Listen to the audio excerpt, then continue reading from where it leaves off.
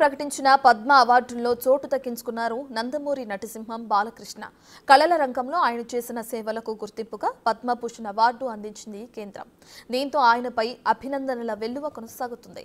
AP CM Chandrababu wishes చెప్తూ ఎక్స్లో post చేశారు. సినిమా రాజకీయాల్లో ఎన్టీఆర్ లెగసీని కొనసాగిస్తున్నారని, మీ జీవితం ఎంతో మందికి స్ఫూర్తిదాయకమంటూ అభినందించారు చంద్రబాబు.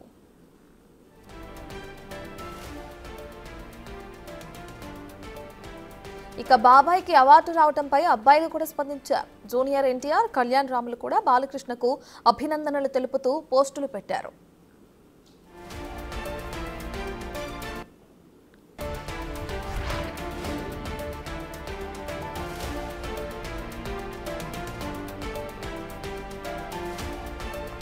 ప్రకటించిన పద్మ అవార్డుల్లో చోటు దక్కించుకున్నారు నందమూరి నటసింహం బాలకృష్ణ.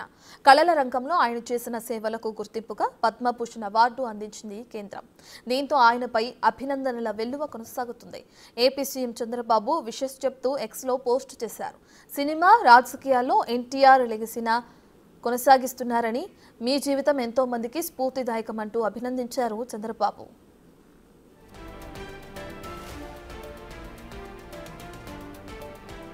ఇక బాబాయ్కి అవార్డు రావడంపై అబ్బాయిలు కూడా స్పందించారు. జూనియర్ ఎన్టీఆర్, కళ్యాణ్ రాములు కూడా బాలకృష్ణకు అభినందనలు తెలుపుతూ పోస్టులు పెట్టారు.